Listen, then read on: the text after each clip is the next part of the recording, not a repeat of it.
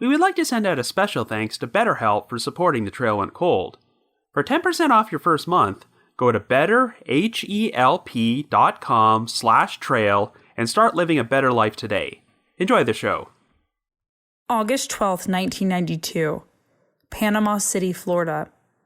After leaving her home in Georgia on a vacation with her 2 children, 36-year-old Pamela June Ray arrives at a beachfront motel during the early morning hours and parks in front of the office. Pamela's children are asleep in the back seat. But when they wake up a few hours later, they learn their mother has vanished.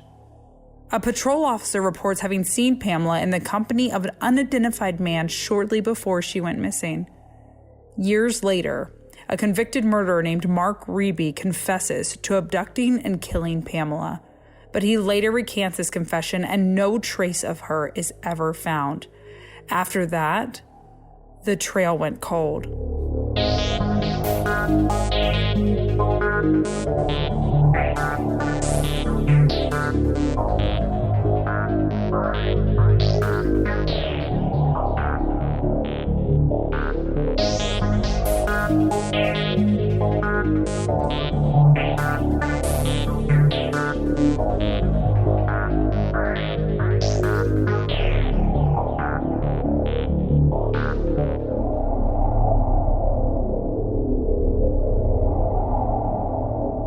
Hello everyone, and welcome to our latest episode of The Trail Went Cold.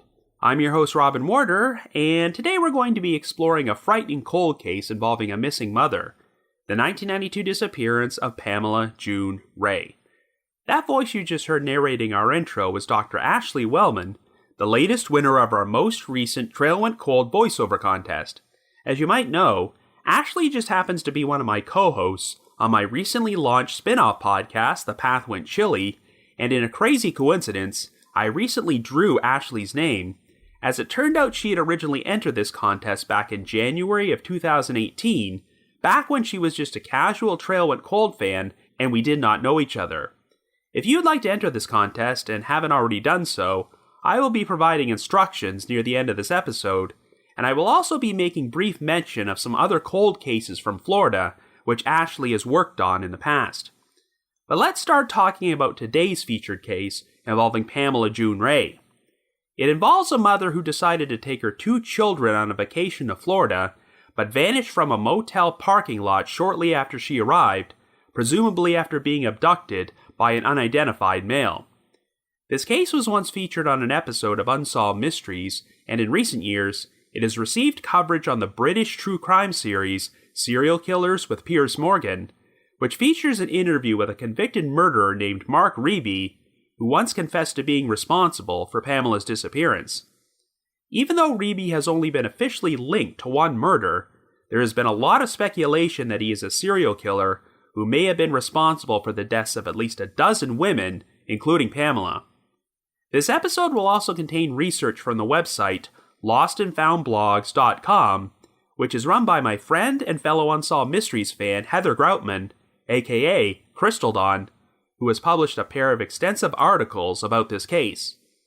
Next year will officially mark the 30th anniversary of Pamela's disappearance, and even though there have been some compelling leads in the investigation, she is still a missing person, which is why we will be exploring her story on today's episode. However, before we get started, just a quick reminder that The Trail Went Cold is a weekly podcast, which is currently available for download on several platforms, including Apple Podcasts, Stitcher, Google Podcasts, and Spotify. So if you like this podcast, be sure to subscribe to it, and please leave us a rating or a review on any of those sites to help spread the word.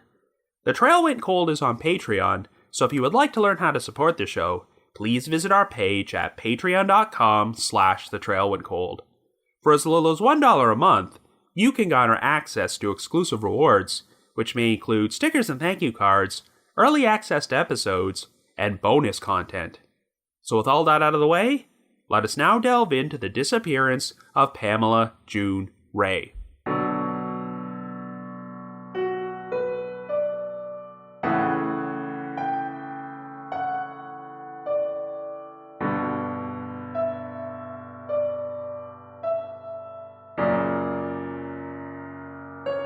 Our story begins in 1992 and our central figure is 36-year-old Pamela June Ray, who lives in Villa Rica, Georgia with her husband, Michael Ray, and their 2 children, 12-year-old Shane and 5-year-old Brandy. Since school is going to be starting soon, Pamela wants to take her kids on one last vacation to visit Panama City Beach, Florida, but since Michael is busy working, he will be unable to come along with them. On August the 11th, Pamela loaded her son and daughter into her blue 1991 Plymouth Sundance and went to visit her brother in the town of Luthersville. After leaving his house at around 10:30 p.m., Pamela began her 250-mile drive to Panama City Beach and would arrive during the early morning hours of August the 12th. The previous evening, Pamela had phoned the manager of the Wilhite Motel on Front Beach Road to inquire about making a reservation and was told that a room would be available at 9 or 10 a.m. When she arrived, Pamela parked her car in front of the motel's office while Shane and Brandy remained sleeping in the back seat, but shortly thereafter, she would vanish without a trace. At around 8:30 a.m., one of the motel's employees noticed that the 2 children were sleeping unattended inside the Plymouth Sundance and became concerned enough to contact the Panama City Beach Police Department. When police arrived at the scene, they discovered that the Sundance was locked, so they knocked on the window to wake up Shane and Brandy, who told them they had no idea where their mother was. It turned out that Pamela's keys and her purse, which contained $200 in traveler's checks, were still inside the car, and since she was known for being a very devoted mother who was protective of her children, it seemed very unlikely that she had left them alone on her own accord. A missing persons report would be filed for Pamela, and after the rest of her family were informed about what was happening, they traveled down to Panama City Beach to pick up the children and participated in a search for her. Front Beach Road contained a number of beachfront motels, including the Wilhite, but even though every single room was checked, it failed to turn up any trace of Pamela. Investigators would hear from multiple witnesses who recalled seeing Pamela sitting inside her Plymouth Sundance in front of the motel office at around 5 a.m. on the morning of August the 12th.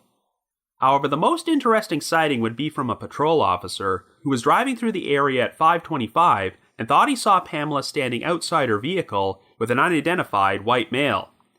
After being placed under hypnosis, the officer recalled the white male as being around 6 feet tall and 150 pounds, with light hair and light eyes, and wearing a shirt which had alternating dark and light-colored horizontal stripes. He saw Pamela lock her car and followed the man towards the parking lot next to the motel's swimming pool area. A few minutes after the officer drove off, some of the guests at the motel recalled hearing the sounds of a woman screaming out for help, but since the rooms there did not have phones, they were unable to call anyone for assistance. Unfortunately, the area would also be hit with a heavy rainfall during this time period, which may have washed away potential evidence. Prior to Pamela's arrival at the motel, other witnesses had also recalled seeing a man urinating in public who matched the description of the unidentified male. 1 month later, police received a promising lead when a 29-year-old Panama City resident named Andrew Paul Henry was arrested for kidnapping and rape. On March the 4th of that year, a male suspect had abducted a woman outside a convenience store in the town of Chipley, located over 50 miles away. He proceeded to hit her on the head with a bottle and choke her into unconsciousness before taking her into a wooded area and raping her. Even though the perpetrator threatened to kill the woman, she managed to convince him to let her go, and she subsequently reported the crime to the police. When Henry was arrested 6 months later, the woman picked him out of a photo lineup, but the problem is that there were some inconsistencies between Henry and the original description she provided of her attacker. For instance, she mentioned him sporting a tattoo in a spot where Henry did not have one, and described the attacker as driving a different brand car than the one Henry drove. As a result of these inconsistencies, the kidnapping and rape charges against Henry were dropped. Henry did seem to match the description of the man seen with Pamela, and there were also reports that he had been sitting in a folding chair outside the Wilhite Motel in the hours prior to Pamela's disappearance. This guy in the chair was also described as wearing a striped shirt, the same type of shirt the patrol officer had seen on the man with Pamela. Police used cadaver dogs to search the wooded area, where the first female victim's attack took place, but they never found any evidence linking Henry to Pamela's case, and he has since passed away. After Pamela's father, Ralph Bennett, sent in a letter to Unsolved Mysteries asking them to feature her story, they put together a special alert segment about Pamela's disappearance, which aired in December of 1992. The case would take a surprising turn in 1998 when a convicted murderer named Mark Riebe confessed to being responsible for the murders of 13 women, including Pamela. At the time, Riebe had recently started serving a life sentence for another murder, which was also previously featured on Unsolved Mysteries. You might recall the minisode I released in late 2016 about the unsolved disappearance of Deborah Poe, a 26-year-old convenience store clerk who vanished while working the graveyard shift at a Circle K in Orlando on February the 4th, 1990. Deborah is still a missing person to this day, but the Unsolved Mysteries segment about her case explored the possibility that her disappearance might be connected to some other cold cases from Florida involving female convenience store clerks. 6 months earlier, on August the 6th, 1989, 29-year-old Donna Callahan, who happened to be 3 months pregnant, vanished during the middle of her shift at a convenience store in Gulf Breeze. As the years went on, word spread that a convicted inmate named William Alex Wells, who was serving a 30-year prison sentence for armed robbery, had confessed during a prison Bible study session that he was responsible for killing Donna Callahan. After building up a case against Wells, investigators eventually indicted him for Donna's murder, but in July of 1996, just as his trial was set to begin, Wells confessed that both he and his half-brother, Mark Riebe, were responsible for the crime.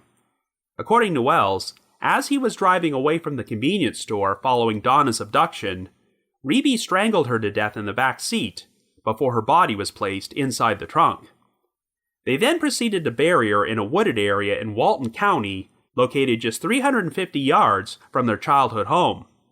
Wells passed a polygraph when he shared this story before leading investigators to Donna's remains, and just under 1 year later, Riebe would also be charged for his role in the crime. In order to avoid the death penalty, both men agreed to plead no contest to first-degree murder, with Wells receiving 2 life sentences without the possibility of parole, while Riebe received a sentence of 25 years to life. Well, like I just mentioned, shortly after he was sent to prison, Riebe started confessing to a number of other unsolved cold cases from Florida, including the disappearance of Pamela June Ray. In 1992, Riebe was married to his 4th wife and living in the town of Shalimar. According to Riebe, they both decided to go out partying at a club in Panama City Beach, but after running out of money during the early morning hours, they started driving around in their red Pontiac Firebird looking for someone to rob. While cruising down Front Beach Road, Riebe saw Pamela's Plymouth Sundance parked at the Wilhite Motel, and after noticing that it had out-of-state tags, he told his wife to pull over.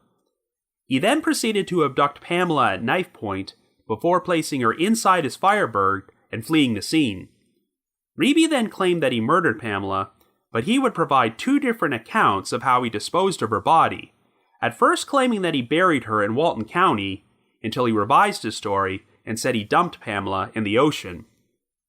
Riebe's story seemed to match the account of the patrol officer who saw Pamela following another man, and Riebe also mentioned that she let out a scream for help when he pulled a knife on her, which had been reported by other guests at the motel. When asked to provide a detail that only the perpetrator would have known, Riebe stated that Pamela had been carrying a single key in her hand, a detail which seemed to be accurate, as Pamela had been seen locking the car door, and the rest of her keys were found inside the vehicle. However, Riebe would eventually recant his confession, not only denying any involvement in Pamela's disappearance, but to the other dozen murders he admitted to. In spite of this, in April of 2000, a search was conducted of the wooded area in Walton County where Donna Callahan's remains were found, and some skeletal remains would be discovered just 100 yards away from the location where Donna had been buried. They were sent to Canada for further DNA and forensic testing, and it's unclear what happened next, but here's the complication. The remains were discovered by a Doberman pinscher named Eagle, who had been trained by his notorious handler, Sandra Anderson. I already discussed this saga on the episode I released last year about the disappearance of Cherita Thomas, but long story short, Eagle supposedly had a talent for sniffing out human remains, and they even produced a segment about his unique gift on Unsolved Mysteries.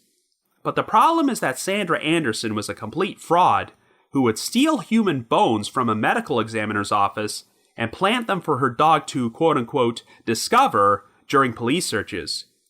Anderson wound up receiving a 21-month prison sentence for this, and while it's never been officially confirmed that she planted any remains during the search for Pamela, it would not surprise me if this is the reason there has been no follow-up news about this. In recent years, there has been a renewed interest in this case, thanks to an unusual story which was shared by Mark Riebe's daughter, Jelena Hayes. Jelena has developed a close friendship with Pamela's sister, Rhonda Bishop, and wants to help her solve this case. When Jelena was 4 years old, her father was being investigated for Donna Callahan's disappearance, and an excavation was being performed on her family's property to search for Donna's remains. While all this was going on, Jelena claimed that her father made the abrupt decision to pack up all their belongings into a pair of U-Haul trucks in the middle of the night and move the entire family away. They would travel all the way to Warrensburg, Illinois, and during the trip, Jelena noticed that some garbage bins had been loaded into one of the trucks, and her father told her not to go near them. After they arrived at some property in Warrensburg, which belonged to the sister of Riebe's wife, he instructed Jelena and her siblings to dig up some large holes which he said would be used for a garden. The children did as instructed, but afterward, Riebe removed some garbage bags from the aforementioned bins and buried them in the holes. Jelena now fears that the bags may have contained the remains of some of her father's victims, including Pamela. By the time Jelena shared this story, the property had new owners, but they gave the Macon County Sheriff's Office permission to perform a search of the property in July of 2019. However, after spending an entire day performing an excavation, they were unable to find anything. Around this time period, Jelena would also uncover a photograph of her mother wearing a ring, which Rhonda Bishop believes is the same ring her sister had been wearing at the time she went missing. Ever since Riebe confessed to Pamela's murder, Rhonda has written him 5 letters in prison to ask if he killed her sister, but while Riebe has always responded, he has never actually answered the question. His letters are usually filled with ramblings, and he has refused to meet Rhonda in person. At the moment, Mark Riebe is still considered to be a suspect in Pamela's disappearance, but no evidence has ever conclusively linked him to the crime, and she continues to remain a missing person. So I guess you could say, the trail went cold. But before we continue, I would like to take a few moments to talk about our sponsor, BetterHelp. Whenever your mental health isn't doing well, you may find yourself asking, what is interfering with my happiness and preventing me from achieving my goals? Well, if you need to talk to someone about this, that's where BetterHelp comes in, as it assesses your needs and matches you with your own licensed therapist. In less than 48 hours, you can start communicating with each other in your own convenient, safe, and private online environment. You don't even have to leave your home or sit in an uncomfortable waiting room. BetterHelp is very committed to facilitating great therapeutic matches, but if by chance you want to change counselors, BetterHelp will do so for free and quite easily. It's also more affordable than traditional offline counseling, and financial aid is available if necessary. BetterHelp is not a crisis line, it's professional counseling, and you will get timely and thoughtful responses if you use their service. You can also schedule weekly video or phone sessions and send a message to your counselor at any time. So start living a happier life today. Get 10% off your first month at betterhelp.com/trail. Join over 1 million people who have taken charge of their mental health. That's betterhelp.com/trail for 10% off your first month. Thanks, BetterHelp. Enjoy the rest of this episode.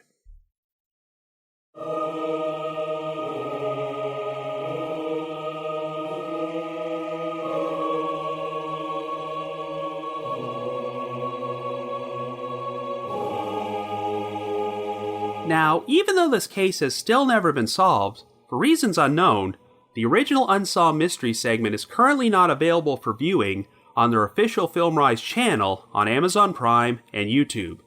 And that's a major shame, since we've had significant developments in recent years, which may be pulling this case ever so closer to a resolution. Since it originally aired only 4 months after Pamela went missing, Unsolved Mysteries covered this story as a shorter, 4-minute special alert segment, but it really resonated with viewers who still remember it today. What was particularly scary is that Pamela was seemingly abducted a short distance away from her children, who managed to sleep through the whole thing, and it seems likely that a patrol officer just happened to see Pamela in the company of the man who abducted her. If that officer had passed through the area only a few moments later, then this case might have turned out differently. Back in 2010, Pamela's daughter Brandy made an appearance in a thread about this case at the Unsolved Mysteries message board I'm always referencing from the Sitcoms Online forum. She left a few comments under the username Brandy Ray, and of course, given that she was only 5 years old at the time her mother went missing, she does not remember much, other than being woken up that morning by the police. During my intro, I mentioned that a pair of extensive articles about this case were published at the website lostandfoundblogs.com, and the writer, Heather Groutman, used to moderate the Unsolved Mysteries message board under the name Crystal Dawn. One of the articles focuses on Pamela's disappearance, while the other focuses on the background of the prime suspect, Mark Riebe. As part of her research, Heather was able to speak with Pamela's sister, Rhonda, as well as a retired special agent from the Florida Department of Law Enforcement named Dennis Haley. After he was sent to prison, Riebe had personally requested to speak with Haley before he confessed to the murders of over a dozen women. I'll talk more about this momentarily, but first, I need to discuss an issue which was going on in Pamela's personal life at the time she went missing. While I don't believe this issue had any connection to Pamela's disappearance, it's frequently mentioned in a lot of the reporting about this case, so I feel that I need to address it. In 1989, a bank clerk accidentally wired around $400,000 to an account which belonged to the family's trucking company. At the time, Pamela's father, Ralph Bennett, was owed money by the government for work his company had performed for them, so rather than inform the bank about their error, he let the money sit in his account for a while before he convinced himself it was for him. Ralph decided to use the money to purchase a condominium in Panama City Beach, but when the mistake was eventually discovered, Ralph would be charged with theft of mislaid property. Ralph agreed to plead guilty to the offense in exchange for a sentence of 10 years probation, though one of the conditions was that he had to pay back all the money. After making consistent payments for a while, Ralph began to fall behind, and since he still owed $100,000, the district attorney's office became frustrated by the lack of progress.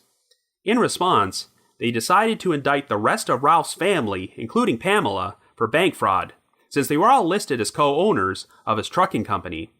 This occurred a short time before Pamela left on her vacation, and she was technically out on bond at that time, but in spite of the fact that the money had once been used to buy a condo in Panama City Beach, investigators ultimately determined that these legal issues had no connection to her disappearance, and the family eventually had their records expunged.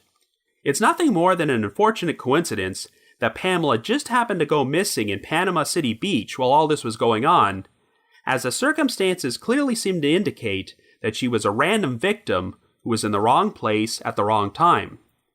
Whatever legal problems Ralph Bennett might have faced for spending this money, that doesn't change the fact that he was a tireless advocate for her daughter, who made countless trips from Georgia to Panama City Beach to hand out missing persons flyers and spread awareness about the case. But Ralph also had to endure a pretty painful experience when he went to visit Mark Riebe's mother during the spring of 1999. By this point, Riebe had already confessed his involvement in Pamela's disappearance, and he just happened to phone his mother from prison while Ralph was there. She demanded that her son speak with Ralph, and when Ralph got on the phone, Riebe actually told him that he killed his daughter. Hearing this caused Ralph to drop to the floor in a state of shock, and he would succumb to a fatal heart attack just a few months later. The fact that Riebe said this to a victim's father, and has since gone on to recant his confession to Pamela's murder, leaving everyone uncertain about whether or not he actually did it, comes across as particularly cruel. If this case has a bright spot, is that Mark Riebe's family have developed a close relationship with Pamela's family, as the majority of Riebe's relatives are sympathetic towards their situation and have condemned his actions, and they want him to come clean and reveal the truth about everything he did. Officially, Riebe has only been charged and convicted of the murder of Donna Callahan, but there's some people who believe that he might be a full-fledged serial killer who has killed as many as 13 women. But not only has Riebe recanted all the confessions he made to those murders, he now even denies responsibility for the death of Donna Callahan. Even though his half-brother, William Alex Wells, has always maintained that Riebe was the one who went through the act of strangling Donna to death, Riebe claims that it was Wells who actually killed her. In 2017, Riebe agreed to be interviewed on the debut episode of the British true crime TV series Serial Killers with Piers Morgan, and you can currently watch this series on Netflix. Riebe claims that the reason he falsely confessed to all these murders was because he had made an arrangement with law enforcement to, quote-unquote, protect his son, and he decided to recant when they reneged on their deal. But when Piers Morgan kept pressing him about the issue, Riebe decided to walk out of the interview. These confessions were originally obtained by Florida Department of Law Enforcement Special Agent Dennis Haley, who has been investigating Riebe for over 2 decades. While Haley personally believes that some of the confessions Riebe made were false, he does suspect him of being responsible for at least 7 murders, including that of Pamela June Ray, because in some of these confessions, Riebe supposedly shared details that only the killer could have known. For instance, Riebe said that Pamela was only carrying a single key when he abducted her, a detail which seems to be supported by the fact that all of Pamela's keys but one were found inside her vehicle. If you want to learn more about the other crimes Riebe is alleged to have been involved in, I'd recommend checking out the article Mark Riebe, Sins of the Father, published at lostandfoundblogs.com, though I'll be discussing one of these cases momentarily. But before we talk any more about Riebe, I want to briefly discuss the other potential suspect that popped up on the radar during the early stages of the investigation, Andrew Paul Henry, who allegedly kidnapped and raped another woman in Florida 5 months earlier, though those charges were later dropped. When this previous crime was committed, the perpetrator apparently told the victim he would kill her, but she somehow convinced him to let her go. So if Henry was the abductor, and he decided to do the same thing to Pamela, then I can see him not wanting to run the risk of letting her go this time around. Even though this other crime took place in Chipley, Henry lived in Panama City, and a man matching his description was apparently seen sitting outside the Wilhite Motel in the hours prior to Pamela's disappearance. There otherwise isn't much information available about Henry, though at the time he was charged with the attack in Chipley, he was already facing charges for violating a pretrial release agreement by allegedly battering his wife, so it does not sound like he was a model citizen. If Henry did abduct Pamela, then there's not much else that can be done since he's currently deceased. But in the grand scheme of things, Mark Riebe definitely seems like the more promising suspect. We know that the passing patrol officer saw Pamela's likely abductor, but it sounds like he was too far away to get a good enough look in order to positively identify him as Henry, Riebe, or anyone else. I know that Riebe specifically mentioned that he and his wife were driving a red Pontiac Firebird, but he said that she parked it near the back of the building when he approached Pamela, so the vehicle may have been out of the officer's line of sight. And incidentally, this Firebird was never seized by law enforcement, and its current whereabouts are unknown. The way the Wilhite Motel was laid out is that the office Pamela parked in front of was located separately from the rooms next to the main parking lot. According to the officer, Pamela locked her car before following the man in that direction, so it makes sense that he would have used this opportunity to abduct Pamela and force her into another vehicle before fleeing the scene. You have to wonder what the man could have said to Pamela to convince her to follow him, but perhaps he was pretending to be an employee and told Pamela he had a room ready that he wanted to show her. Riebe's story is that he selected Pamela at random because he wanted to rob someone, but if he is telling the truth, the ironic thing is that she left her purse inside her vehicle. However, since there is a photograph of Riebe's wife wearing what appears to be Pamela's ring, it's possible this is the only thing they stole from her.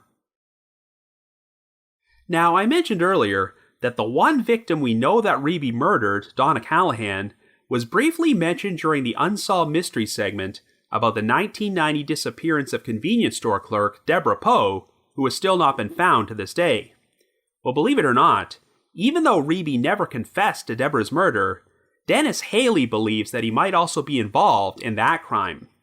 If you recall the details of the case, shortly before Deborah was reported missing, a customer reported walking into the store and seeing an unidentified man behind the counter who sold her a pack of cigarettes. Since he was wearing a t-shirt for the heavy metal band Megadeth and has never been identified, Unsolved Mysteries fans have nicknamed him Megadeth Guy. Well, according to Dennis Haley, this witness later looked at a photo lineup and picked out Riebe's half-brother, William Alex Wells, his accomplice when they murdered Donna Callahan. I have to admit that I was a bit skeptical about this, since Wells does not match the description of Megadeth Guy at all.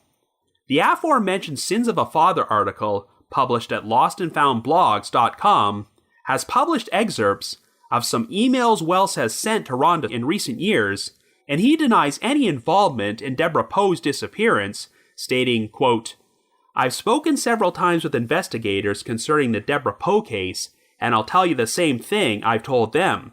Not only was I on house arrest in Walton County, where my every move was monitored by probation and parole, tax records and business records will show that I have never been employed in Orange County. Even though my picture was picked in a photo pack that is designed to get certain people picked, the investigators knew it was impossible for me to have been in Orlando during that time." End quote. Well, if that's true, then it's unlikely Wells was involved in Deborah's disappearance, but what's particularly interesting is that Riebe initially attempted to implicate Wells in Pamela June Ray's murder. As an example, Riebe once shared a story with Agent Haley about having followed Wells into the woods, where he watched him dig up the bodies of Donna Callahan and Pamela June Ray before moving them to another location.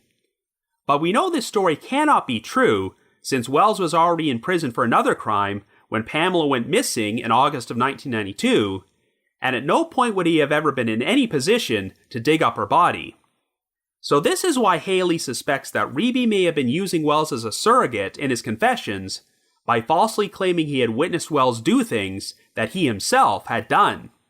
Wells has also provided an interesting story which seems to implicate his half-brother in Pamela's case. In 1993, when they were both being investigated for Donna Callahan's disappearance, Riebe went to visit Wells in prison, where he allegedly told him that he had paid a visit to the wooded area where Donna's remains were buried, but he decided to leave them there because he believed police would never find her. However, Riebe then made a statement about how he, quote-unquote, had to move the other lady, and when Wells asked who he was referring to, he replied, quote, "The one from Panama City with the kids." Well, Riebe's statement about leaving Donna's remains where they were did ring true, because when Wells led the authorities to her body years later, the original burial site had not been tampered with, meaning she was never moved from that spot since 1989. Wells also claims that on the same day Riebe visited him in prison, he had gone to a woman's house and asked to use her shower because he was very sweaty and dirty. Riebe told the woman he had been helping someone work on a transmission, but she said it looked like he had dirt on him, not oil or transmission fluid.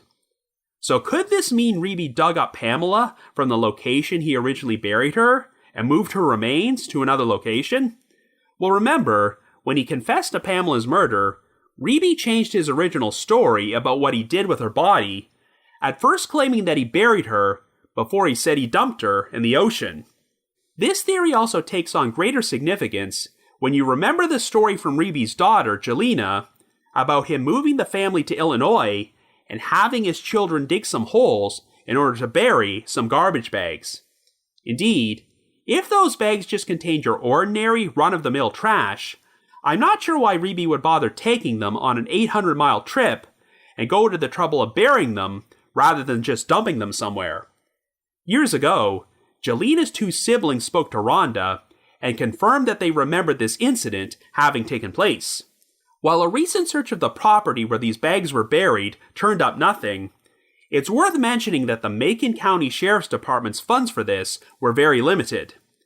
They were only able to spend one day digging up a small area on a large piece of property, so that doesn't necessarily mean there isn't anything there, and they have talked about performing further searches when it's viable. It's unsettling to think about the possibility that Pamela's remains are buried on that property several states from where she originally went missing from, but you also have to consider the fact that most of the murders Riebe is suspected of being responsible for are not missing persons cases. So could those bags have contained the remains of other missing victims we don't even know about? I guess the real wild card in this case is Riebe's wife, whom he claims was present in their Pontiac Firebird when he abducted and murdered Pamela. There really isn't all that much information available about her, so I have no idea how thoroughly she has been investigated. But during his email exchanges with Rhonda, Wells stated that even though there has never been any evidence to prove that Riebe's wife was complicit in any of his crimes, he does think it's possible she could have been a participant. The best way to describe Mark Riebe is that he's a major enigma, because while he's technically only been convicted of one murder, he could potentially be one of the worst serial killers in the history of the United States.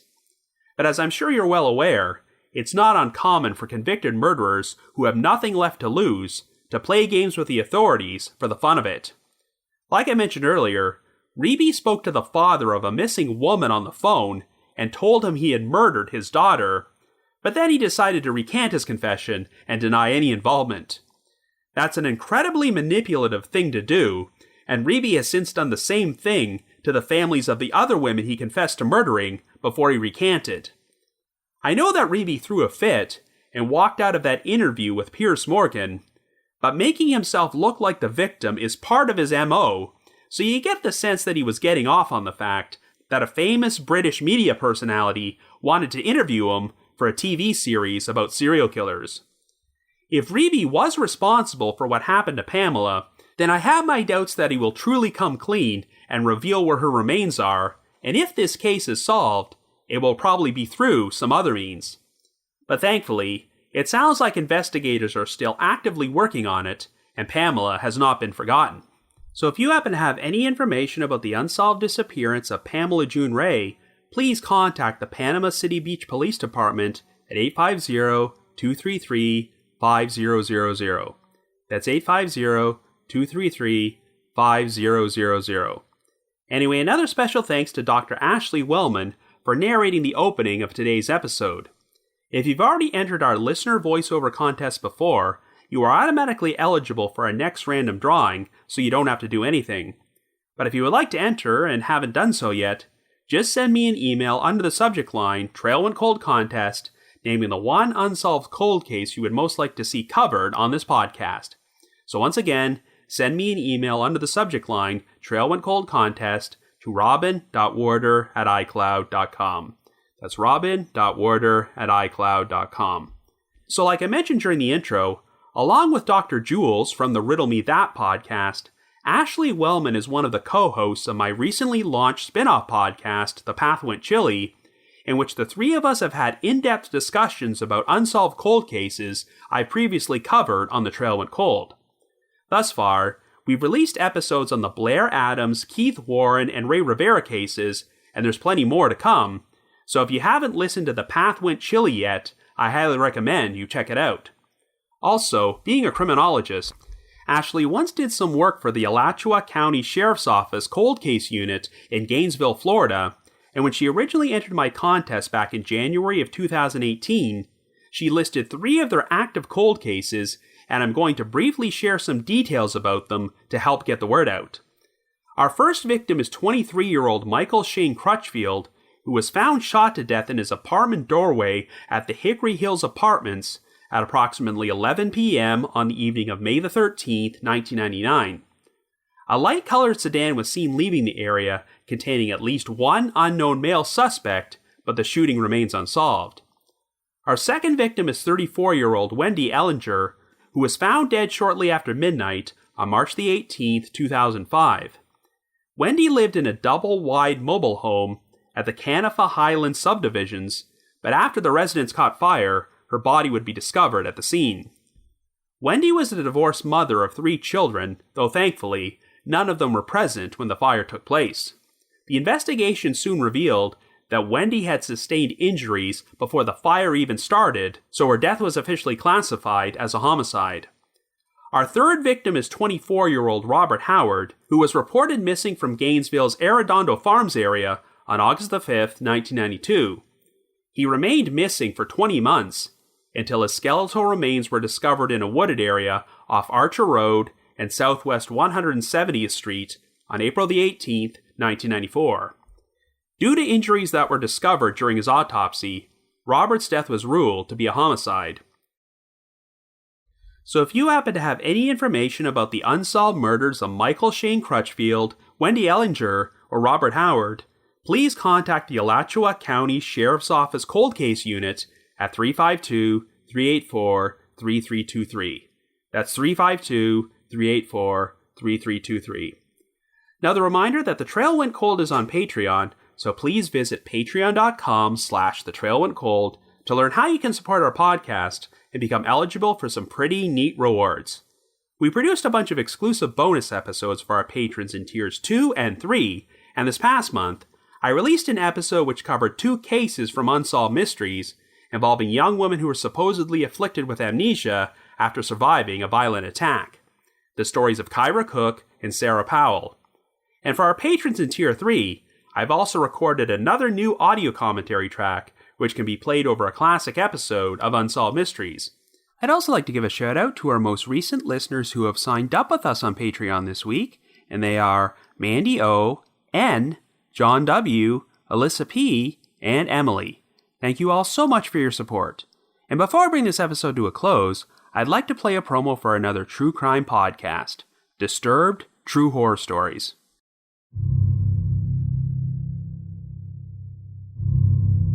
Derek's face was stony and etched with rage as he sat in the dark cab staring at my house. As they described it, the police found his blog where he wrote about his obsession with one of the girls who lived next door. The most disturbing true tales of terror. I could kill you right now if I wanted to. No one would ever find you. Israel Keyes, most known for murdering an underage girl in Alaska, dismembering her body and dropping the pieces into a frozen lake. Featuring narrations by the best in the business. She grabbed me by the throat and by my hair and pushed me under the water again. I can honestly say I have never been so scared in my life. I'm your host, Chad. Join me every Thursday on Disturbed True Horror Stories in your favorite podcast app or online at disturbedpodcast.com for the most immersive true horror experience.